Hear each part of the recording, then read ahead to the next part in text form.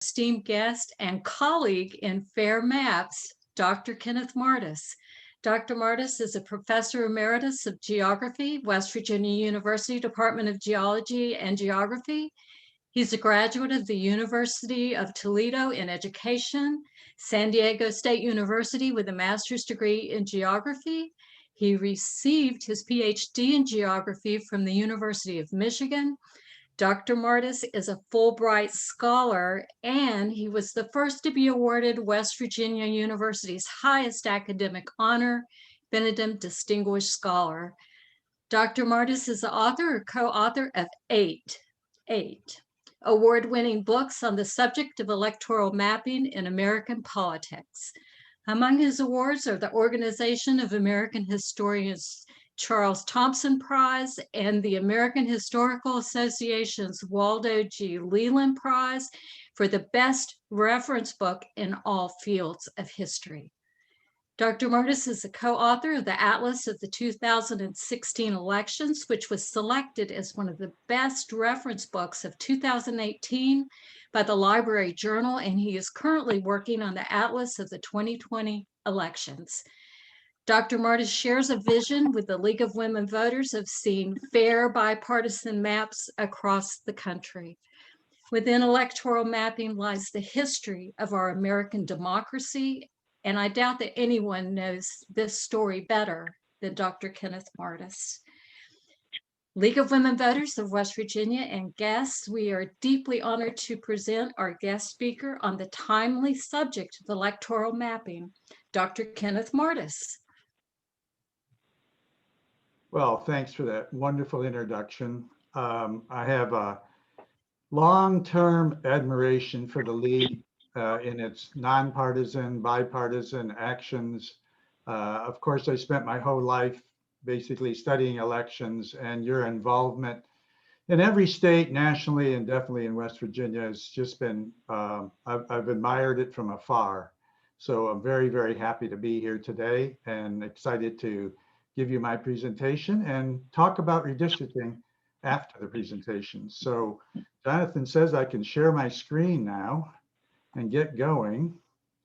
I think that's what I want right here. Wonderful. It's actually working. I'm very, very happy about that. Okay, so very, very glad to be here, and it's a very important topic, very timely as my introduction was, and thank you for that wonderful introduction. So redistricting, the process of legally defining, and what in legal terms, define means that in every district there's words in a law that said this is what the districts are. Then the word delimit means that the words in the law are taken and put on a map. And so what we have in the United States historically is that representation comes from geographical areas. So political science has something to say about this. History has something to say about this. But I think geography has a lot to say about this, because we're talking about geographic areas as how our representation goes. So we have in Morgantown and most cities, we have wards that are geographical areas, and they must be redistricted, by the way, every 10 years.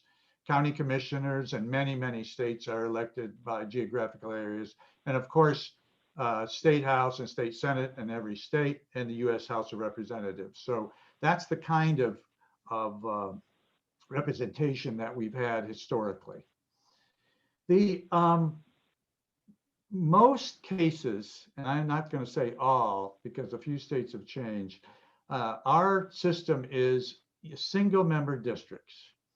And single member districts, one vote, one time. That is, if someone gets, because of minority parties, 46% of the vote and they're the top, it's not a majority, but they're going to be elected. And this happens all the time in the House of Representatives. So single member districts, I can talk a long time about that. One vote, one time usually. So how are state, and I'm going to concentrate really on state legislative districts, how are they drawn? And throughout history, they are basically a law passed by legislatures, signed by the government. So we have it origin usually in the state house, and the bill is passed with maps and lines drawn. It goes to the Senate, the governor signs it, just like every other bill. And what I'm going to propose today, and what we're going to discuss a little bit at the end, is this a conflict of interest for the state legislature to draw their own boundaries? Are they selecting their voters, or are the voters selecting them? And so what we've had in a movement in 20, 30, 40 years, basically how you want to define it, is that what I think the future should be, and many other people think, that is a nonpartisan, independent citizens electoral commission, and I'll talk about how this is formed, drawing boundaries for the state legislature and congressional districts. So I think this is something that I know that the Fair Maps Committee has been discussing, and I'll talk about this a little bit and what's happening right now in the United States. So where does this word gerrymandering come from? Drawing of legislative voting districts in such a way to favor a certain party or group. So it's a made-up word. It first occurred in the English language on Thursday, March 26, 1812, in the newspaper Boston Gazette. And if you look at the Oxford English Dictionary and you want to discover where did this English word come from, the vast majority, it comes from some spot in very distant English history that we're not really sure of. But this is an interesting word that is, we know the exact time and date that it was first made public. And actually, this is a picture of the Boston Gazette on that day. And you'll notice the word right above that dragon figure, which I'll talk about in a second. You see the word gerrymander, and it's hyphenated, and it is the first time ever in print in the English language. So where does the word come from? This figure was put there with this, if you want to call it an opinion piece. Newspapers back then were very much party newspapers, or they followed the party line. They weren't owned by the party, but you had in the early American history, the Democrat Republican newspapers, you had Federalist newspapers. So what we had in the state of Massachusetts is there was a governor, Elbridge Gerry, and he was a Jeffersonian, and he took over for the first time from the Federalist Party. And in the state legislature, just happened to be in 1812, right after the census, and the legislature was controlled by his party, and they drew several funny looking, if I can see that, districts. And this is the map of one of them. And it was very circuitous. It divided some Federalist voters into other districts. And the cartoonist at the time took this map, literal map that was a week before in this very newspaper, and drew this cartoon that, as the story goes, the editor looked at this and it said, "This is like a salamander." And they said, "No, it's a gerrymander after Governor Gerry." And so that's where the word comes from. In a bigger picture, gerrymandering has almost a history in the United States as long as the United States has been a country. And so this cartoon actually goes very close to the word because it was a salamander type of figure. So that's where the word comes from. And I'm going to jump through time to the state convention in 1863 in the state of West Virginia. We're about to be formed a state. We're making our state constitution. And I have the original copy, but it says for the election of senators to the state legislature, they shall be by districts. They shall be equal population. And this is a quote from our history. They shall be compact and formed in contiguous territory and bounded by county lines. The word compact means that in 1863, our founders knew that there could be mischief. The mischief in drawing districts and who's going to elect who. And so this is a very important idea with respect to good government in West Virginia, to know that our founders knew that gerrymandering had taken place since 1812, and they were concerned about it, and they were going to try to voice their opinion against it by putting this word compact and contiguous in our state constitution. This has meaning as far as a long-term thought that West Virginia should be governed by good government, I'll just say. And of course, they threw in this thing that after every census, the legislature shall redo the districts, and looking at the above ideas of being in a district, being equal population, and being compact. Some states actually don't have this, and many states actually went to 2, 3, 4 census and not redistricting their legislature or even congressional districts.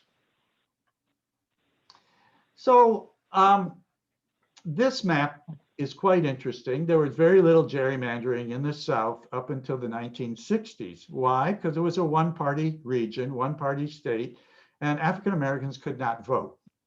And so when African Americans got the vote in the 1960s, the power structure at B said, how can we eliminate or diminish this idea that the federal government has said that every citizen should have the right to vote? And so this is just an example of Jackson, Mississippi, and the Hinds County Board of Supervisors. If I can use my arrow here, if it works, where we have the African American population here concentrated in this part of the county, and they were going to elect 5 county commissioners. So how did they draw the boundary lines? Well, in a very funny way, to divide up the African American community in 5 different parts, to dilute their voting power, and to prevent them from having a African American maybe commissioner represented. And so this is an example of racial gerrymandering, and it went on until the Supreme Court said, the Supreme Court has only ruled on 2 things with respect to redistricting. Number one, they said racial gerrymandering is unconstitutional. And so this has been eliminated. And even though every census and every map draws, and depending on the city and the state, there is litigation with respect to this. And the other thing is that the Supreme Court has also ruled that there should be equal population of legislative districts and congressional districts. So these 2 things you'll see later on are already in constitutional law. So what do we have in the state of West Virginia? This is a map. I love this because it's in color. It was a 2008 map from the Secretary of State. But right now we have 3 congressional districts. As you all know, we are going to lose one of them in the next redistricting. But we have 3. And we have the 1st district where I am in the north. We have the 3rd district in the south. And we have this very funny thing called the 2nd district. And is the 2nd district compact? Well, I actually testified in federal court after the 2010 census that I actually, when you go for judges, I did a very slow explanation what geographic shapes were and geopolitical shapes were and what the technical words for that. But I'll just say, this is a banana shape. This is not a compact shape. And that's what I argued before the court. And this has a long history to it. I'm going to do another talk in June talking about exactly how this came about. But just because the law says that it's compact, or we want it to be compact, you can go to court and say it's not compact, and the court can ignore you.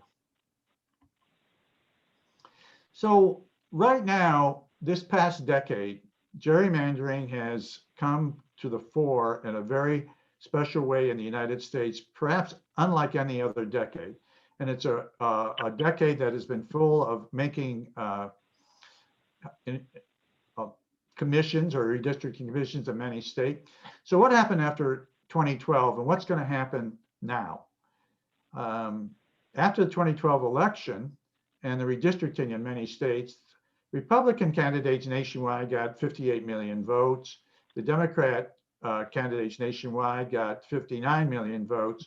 And basically the Democrats nationwide had many more votes, But when it came to electing the House of Representatives, the Republicans had 54% and the Democrats 46%. And in electoral studies, we have this thing called is it gerrymandering or geography? Do like citizens cluster in certain areas of town and certain counties and certain parts of the state? So there's a battle between, does this reflect gerrymandering or does it reflect geography? So we'll look at a few examples here. Example one is my home state of Ohio. I was born and raised in Toledo. And my the longest serving woman in the United States Congress history is Martis. She's up here in my hometown of Toledo. If you can't get but you can see her name up there at the northern part of try to get my arrow to work here. There's Marcy's home. And she's a long-term representative from Lucas County, Toledo. And there was another very popular, perhaps you remember his name, Dennis Kucinich, very popular representative, Democrat representative from the city of Cleveland. And so what happened in 2012 is that the Republican-dominated legislature in Ohio said, we know people love Dennis Kucinich. We know people love Marcy Copter. Let's get rid of one of them. And how are we going to do that? Well, they lived 120 miles apart. We'll make a district that puts both their houses in the same exact district. And the little black stars you see here, that's Dennis's house, and that's Marcy's house, really a little curlicue there. And we'll call this the 9th Congressional District of Ohio, and it stretches from Marcy's house over here in Toledo along the lakefront, 120 miles, and encompasses Kucinich's house. Of course, in the Democratic primary, one of them had to lose. Marcy Copter happened to win. And this is called the snake on the lake. This is an egregious form of gerrymandering that the Republican legislature said, we're going to do this. And you'll see later the Supreme Court, what the Supreme Court said about this. So this is an example of extreme gerrymandering, and gerrymandering not only a very funny shape, but a shape to put two very popular people in two very different parts of the state together.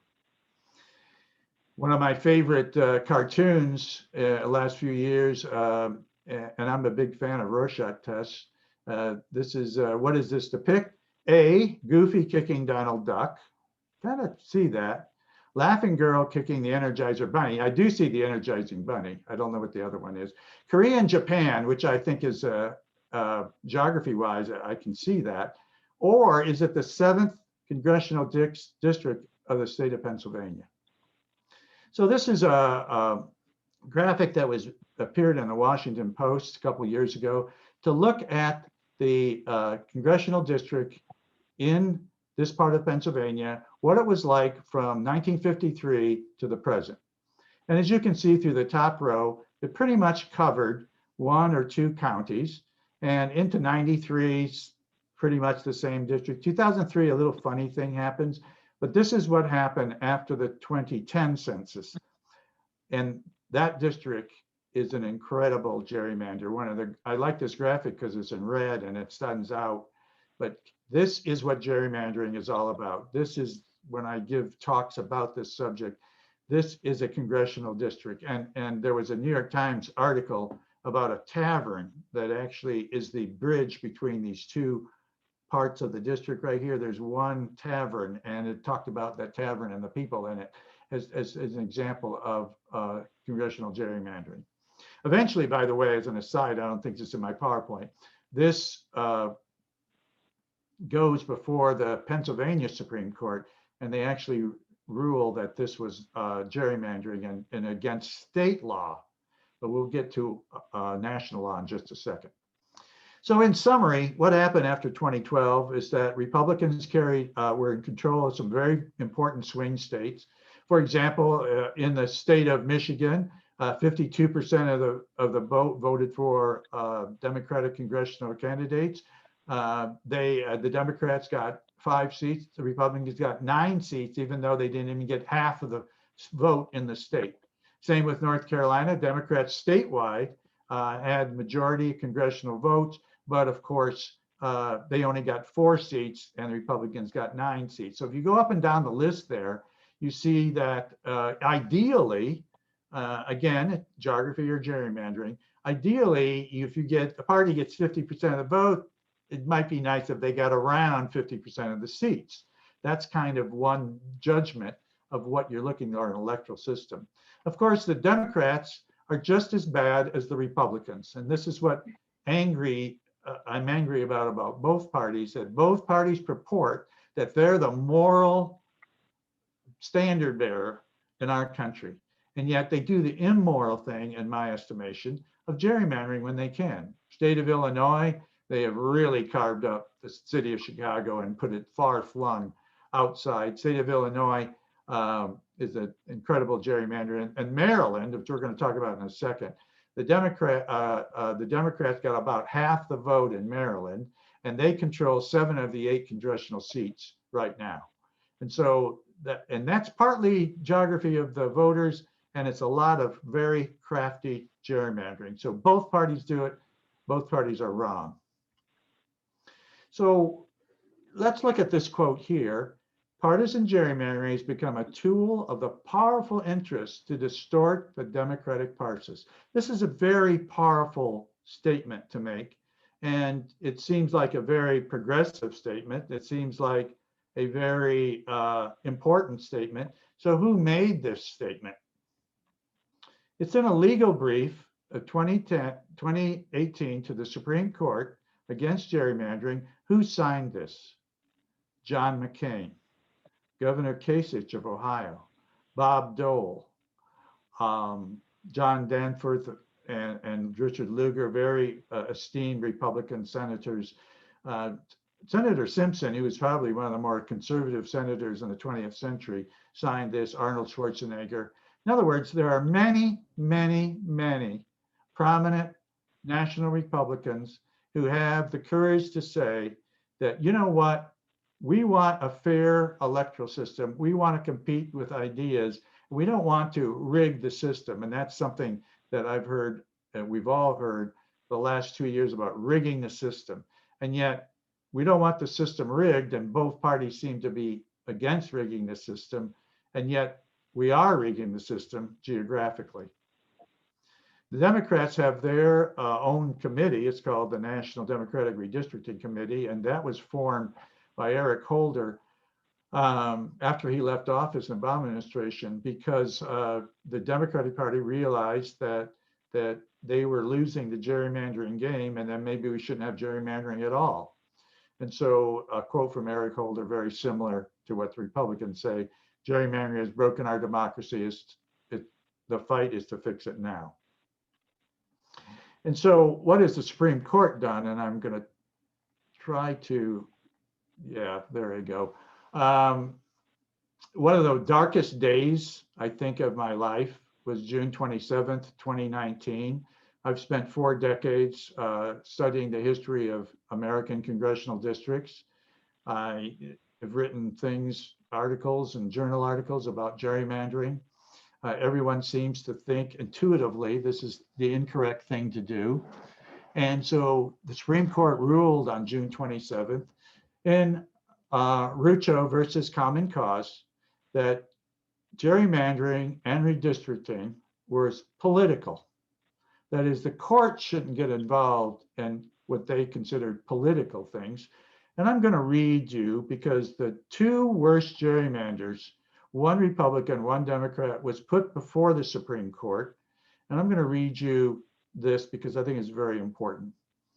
The voters and other plaintiffs in North Carolina, the Republican gerrymander, and Maryland, the Democratic gerrymander, filed suits challenging their state's congressional redistricting maps as unconstitutional partisan gerrymanders.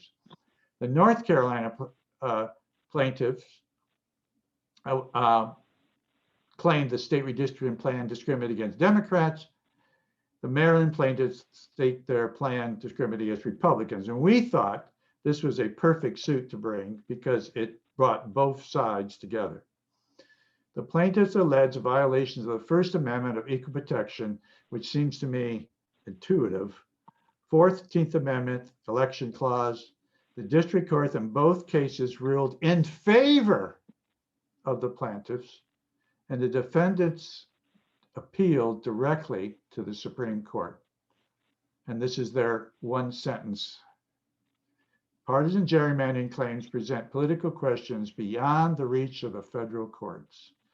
So right now, the situation in the United States with respect to redistricting is that it's up to the states, up to the state courts, and that's where it lies. This is pretty much a final decision. It's been batted back and forth for decades, really, if you want to look at some of the previous legislation with respect to equal population, with respect to racial gerrymandering. So this was a real blow, I thought, to American democracy, 5-4 decision. And so where are we left now? And I put this in red: the redrawing of United States congressional and state legislative district boundaries should be done by nonpartisan independent commissions, not by the state legislature. And if you get on the National Conference of State Legislatures wonderful website, it gives you a blowdown of every state and exactly how they do redistricting.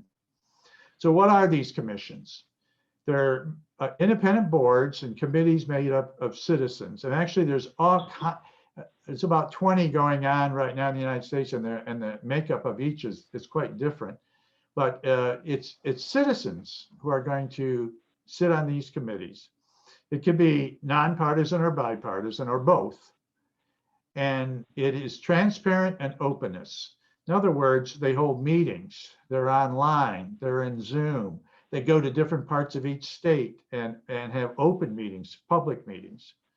They encourage public participation. And there's these rules of geography, I call them. Are they compact? And we have all kinds of mathematical ways of measuring compactness, but just as a caution, just because a district looks compact doesn't mean necessarily it's drawn in funny ways to disenfranchise this group or another, or this party or another. Contiguous, of course, is very obvious. Communities of interest. This is very, very important idea because it encompasses that Morgantown may have a very, very funny boundary line, but it is a community of interest, and maybe the nearby suburbs are communities of interest. And so this is a way of saying that we should have county boundaries, if possible, to be equal population, should be honored. Maybe commission districts should be honored. City boundaries should be honored. They are communities of interest. Respecting established boundaries, of course. And then the last two things, they should be equal population and prohibit minority gerrymandering. As you see by the asterisk there, that has already been ruled by the Supreme Court that you must do this. Right now, we have about 20 redistricting commissions. They range from very powerful independent commissions that the state legislature has no say in. The commission draws the lines. They have all these input by the public. They have experts in the field doing the actual computer technology, and that's it. Then you have other kinds of commissions that the state legislature has to approve. That's okay too, because it's very hard for them to not do this. You have advisory commissions. There's one in Iowa that is very powerful. The advisory commission has never been overruled by the state legislature. And you have all kinds of things called backup commissions that in case there's a deadlock in the legislature, you have a Republican governor, Democratic legislature, they can't come together and make good maps. And you have a backup commission that has the involvement, or even sometimes even power to do that. So more and more, we're having this idea of commissions. In 2018, there were more items on the ballot nationally with respect to redistricting and independent commissions than ever before in American history. 4 states had referendum to create some kind of commission or entity that would draw maps outside of the legislature: Utah, Colorado, Michigan, and Missouri. During the campaign prior to the 2018 election, New York Times had this wonderful op-ed, do-it-yourself legislative redistricting. A Michigan ballot initiative points the way to reforming gerrymandering, one of the most anti-democratic processes in American politics. And the board wrote this, wasn't an op-ed piece. The problem with West Virginia, I think, is that there is no referendum ability. And so in the state of Michigan, it was actually a very long campaign of gathering hundreds of thousands of signatures to get this on the ballot. And so we don't have particularly that way of doing it in this state. Another way of doing it is for prominent Republican and Democratic leaders getting together and saying, this is a needed reform. And this happened in the state of Utah, where the two people here in the op-ed piece in the Deseret News, one was a very prominent Republican, a very prominent Democrat. They got together, formed a committee. It was backed by the League and many prominent reform groups in the state to have this on the ballot. So what happened in 2018 is that every single state that had it up, it passed. In Colorado, 71% of the people voted. The Democratic governor was elected by 51% of the vote. So that means many, many independents, many, many Republicans, many, many Democrats voted for this. They felt this was the right thing to do, even though they may have voted for a member of a different party. Same in Missouri, same in Michigan. And in Utah, Senator Mitt Romney was up at 62% of the vote. It just squeaked by in Utah. But if you look at Utah's presidential election, this is the 2018 percentage versus what Hillary Clinton got in the state in 2016. Hillary Clinton got 27% of the vote in Utah at the bottom there, and the referendum passed by 50%. Same with all the other states. In other words, what these data show is that many Republicans, many independents, many Democrats think this is a good idea. And virtually every place that it's been put on the ballot, the citizens have backed this idea. Last November, it was really one state that dominated the news. Virginia had on the ballot that right after the census, we are going to have a commission. And you can see it overwhelmingly passed 65% of the vote. Our margin of victory, as we call it in electoral studies, was huge. Joe Biden won the state 54%. So once again, many Republicans, many independents felt this was the right thing to do. So what are the commissions if they're formed? Again, there's many different forms. They have a support. So there's citizens sitting in the committee, like you. Do you know anything about geographic information science? Do you know about the Maptitude form of compact software? No.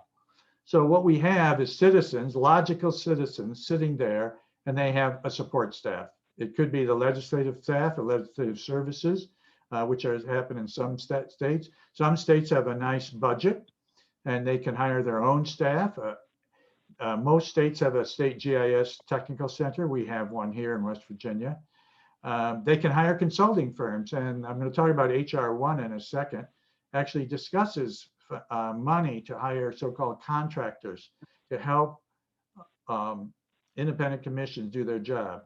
And we have reform organizations and citizens being aware of what's going on and making input. And that's what you guys are. You are a reform organization. You are citizens, which I greatly admire. In the state of West Virginia, we have had for several sessions bills introduced to form an independent commission for our state. And of course, they have gone nowhere. And I've talked to several legislators about this. The last big thing that's happening in this idea of redistricting reform and fair maps is Governor Larry Hogan of our neighboring state of Maryland. And he declared that I'm not waiting for some kind of commission to be formed in this state. I'm going to, by announcing a mandate, executive order, to form a Maryland Redistricting Commission. And so to my knowledge, this is the first time a governor of any state has come in and said, look, this has to change. Matter of fact, his state is one of the worst gerrymanders, as you saw from my previous data, that the Democrats put on the citizens of the state of Maryland. So Governor Hogan is a Republican and also an incredible reform governor, as far as I can see, says, I'm going to do this on my own. And so we have the possibility in every state, and I will just throw out this idea, Governor Justice, Monday morning can call a news conference and say, you know, I've thought about this. I've thought about being fair. I think I'll create a West Virginia Citizens Redistricting Commission. And you sign the executive order, it's done, it gets a tiny budget, and we're on our way. And we take it out of the legislature's hands. We take it out of their doing something that's a conflict of their own interests. And so this is the most wonderful thing that's happened in the latest what's going on in the country right now. This only occurred a few months ago. So in my Charleston Gazette op-ed piece from a few months ago about a commission in our state, I quoted Governor Hogan, and I used these final words in my op-ed piece. You know, redistricting isn't about right or left. Redistricting is about right or wrong. And those are some of the most wonderful words I've ever heard to describe what we should be doing in the United States. Right now in Congress, we have HR 1 and the Senate has its own version. If you listen to radio, you hear the commentary on both sides. HR 1 does have a provision that for congressional elections, a state must have a commission. So if this does pass, and this is an omnibus bill, which means it has a million different things of it.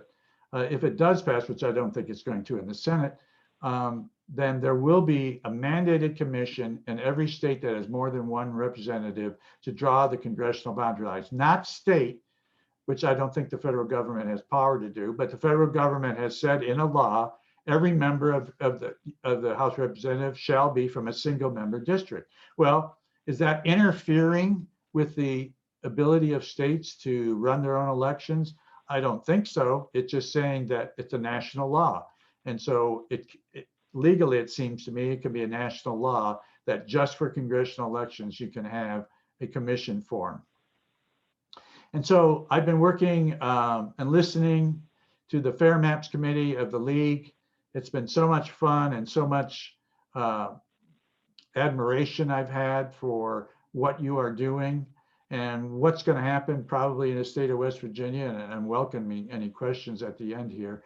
What's going to happen in the state of West Virginia is that at least we have one entity, the League of Women Voters, that is saying to the state legislature, which is totally dominated by one party, is that we're watching. We want something fair.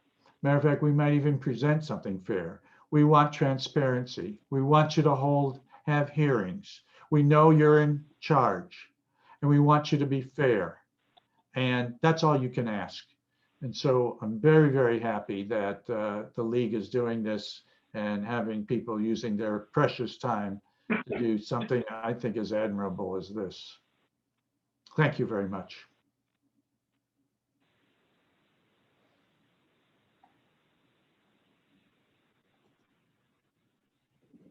Okay. Thank you so very much. That was awesome. That was fabulous. Thank you so much, Dr. Martis. Thank you. Mm-hmm.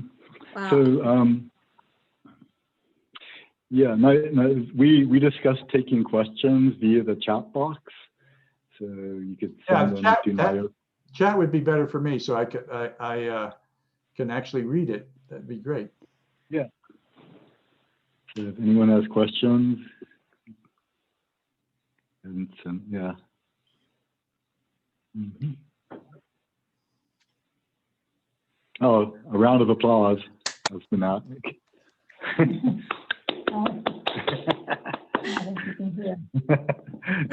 We tried to. I will say that I am working with the Fair Maps Committee. I am sitting in on their discussions, and it's been inspiring. But if anybody here today would like to contact me, a website at the university, kmartis@wvu.edu. Just email me with any questions anytime about this subject. Be happy to refer you to a reference or give you my opinion of something. But again, I'm pretty much involved in the MAPS committee, and I'll be with them as long as this takes. We will be having another meeting, and that will be on May the 24th. We have had a commitment from one state senator, and I do plan to be doing some, and that is Stephen Baldwin. And I plan next week to do some follow-up phone calls, and we would like to see people from both sides of the aisle coming together and answering some of the questions that we sent with our invitation. I think we're at the point now where whoever wants to join us, if it's someone from the Climate Alliance, if it's someone from NOW, any organization, any individual that's interested in redistricting, they are most welcome, and they can send me an email or Jonathan, Nyoga Baker Chapman at protonmail.com or nyogab@gmail.com, and I can send you a link to participate in our meeting on May the 24th. And we're very excited. It's going to be very fascinating to see what happens over the next few months, but we're going to do our homework. We're going to communicate. We're going to do everything we possibly can to have citizen input into this very important process, because it's going to determine our government for the next 10 years. And this is critical. There's so many issues for the League of Women Voters that we need candidates to support. And only by having fair districts are we going to be able to move many of the issues that are important to us. So thank you so much.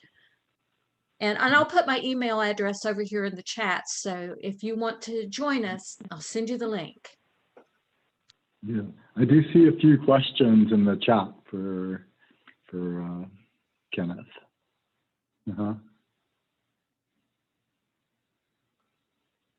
Oh, she's muted. Here, Kenneth, Do any West Virginia Republicans support this? I don't know. I at the very beginning of this process, I emailed the leader of the Senate and leader of the House of the Republican Party. They have never returned my email. It was just an inquiring email. And one of my representatives, one of my delegates from my district, told me it's probably a dead issue. So even though he introduced, it's not going to be a high priority. If anything's going to happen, it will come from Governor Justice, probably not going to happen. Therefore, it's going to take people watching and inquiring and people knowing that people are. And I think both parties have decent people in the legislature, and they want to be fair, and they will. I'm just really curious how the process is going to unfold this time. All right, so I see another question. As I understand it, the U.S. Constitution assigns responsibility for redistricting to the states. How does H.R. 1 provision not conflict? Well, it doesn't say, to my knowledge, redistricting. It says the time and date are given, and there was a law passed. I'll just give you a little background.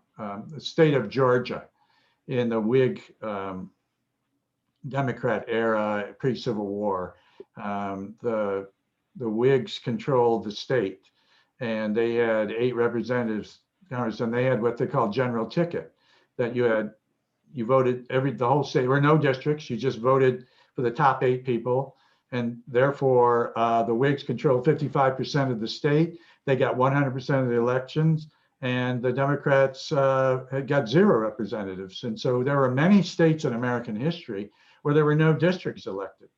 And so the Congress finally said, you must elect by districts. And I think the last state was Montana. I forget what year, 1958. I mean, it was in our lifetime.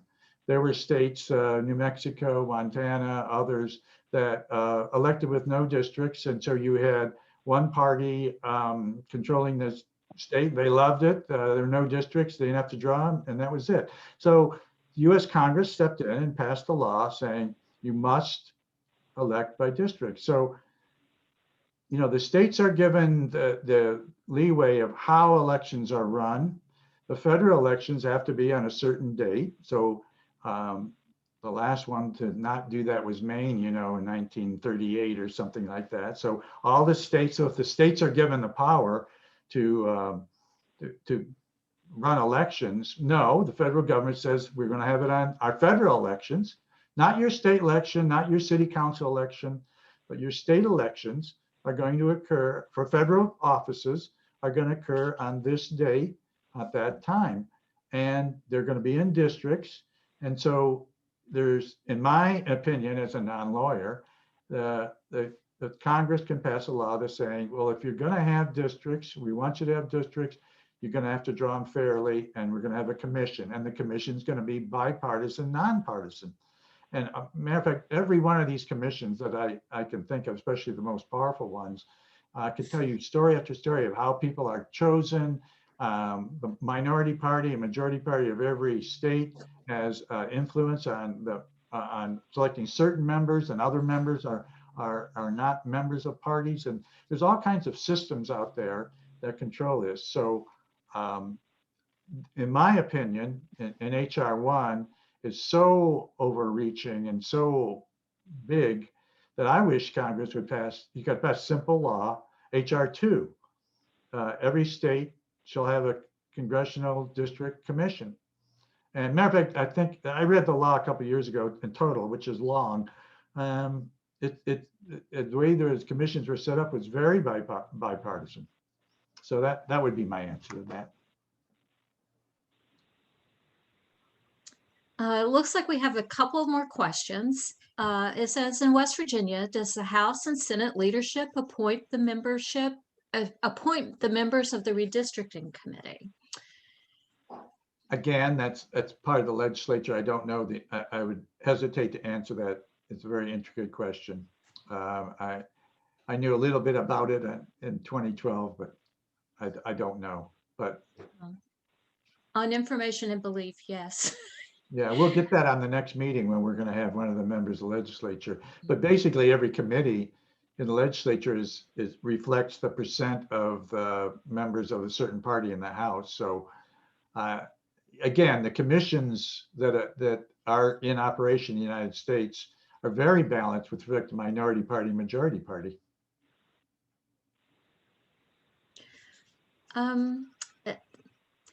There's another question. Are there specific examples of gerrymandered legislative districts you can point to? Oh, in the Senate. I'm going to just tell you what Hoppy Kirchhoff's story. I was interviewed. I went on Talk Line, in the morning show, and I did a Charleston Gazette first gerrymandering thing a couple of years ago. My second one appeared a couple of months ago. But Hoppy saw it and he called me and said, "Do you want to get on the show?" And I said, "Yeah." And I talked about what was on the op-ed piece. And he said, "Oh yeah, I went into in the Capitol and there was a committee room and they were drawing the map, and in came a senator, and the senator said, 'Oh no, that line has to be over there, because my wife's family's from that part of the county, and I know that they're going to support me a real vote, and I want you to move that line over there.'" Well, what's a legislative staff going to do? You have an influential member come in and say that. I'm just telling you what Hoppy said on that particular show because it's seared in my memory. And so, yes, there is an example in my area of senatorial district And I don't want to name names, but I have talked to people who have run, who got gerrymandered out, who got gerrymandered in. But yeah, there's some funny lines in the state Senate currently. Looks like we have another question.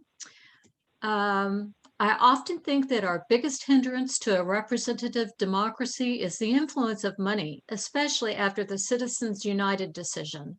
Your thoughts on which is more detrimental, money influence or ability to draw district lines?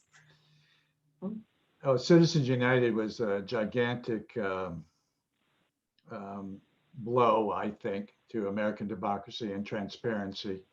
So that is really critical, because if you pour enough money and ads and false information into the North Carolina media market, and you elect the people you want to the North Carolina legislature, and they're the ones drawing districts, then you follow which came first, the chicken or the egg, you know. So I think money, the money decision is very, very important. There are actually, I read daily from different parts of the political spectrum all about American politics on a daily basis.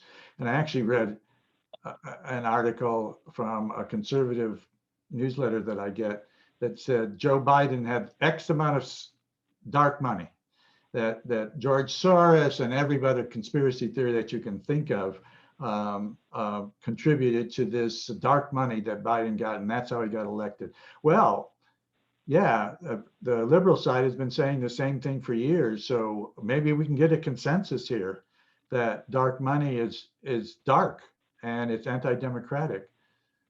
That I would say that the root of all evil is that.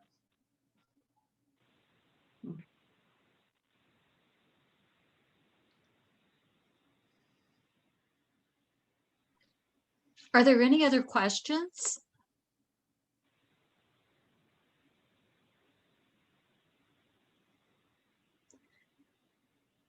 Well, Dr. Martis, that was amazing, wonderful. We're so grateful that you were here with us today. We do have a gift for you. You have been gifted a membership to the League of Women Voters of West Virginia. So I can add that to my daily newsletters reading. Perhaps so. You'll be getting updated information, and we're very glad, and I hope you will accept that membership to the League of Women Voters. And I think they were going to be giving you some other, did you get something in the mail from us? Not yet. Okay, well, it will be on the way. Maybe we'll let that be a surprise. Okay. And so we definitely look forward to seeing you on May the 24th. And we have a lot of good work to do ahead of us, and we definitely appreciate you. Okay. Well, thank you, Dr. Martis. Yeah, thank you for having me. I really enjoyed, this is my passion, a lifelong passion. So to tell other people about it, so it's been fun for me. And thank you for listening, and thank you for your time too, because it's citizens like you that's going to change things, and I appreciate it. So I'm going to log off now. Thank you very much. Thank you. Everyone, you can unmute and clap, everyone. All right. All right. Yeah. All right.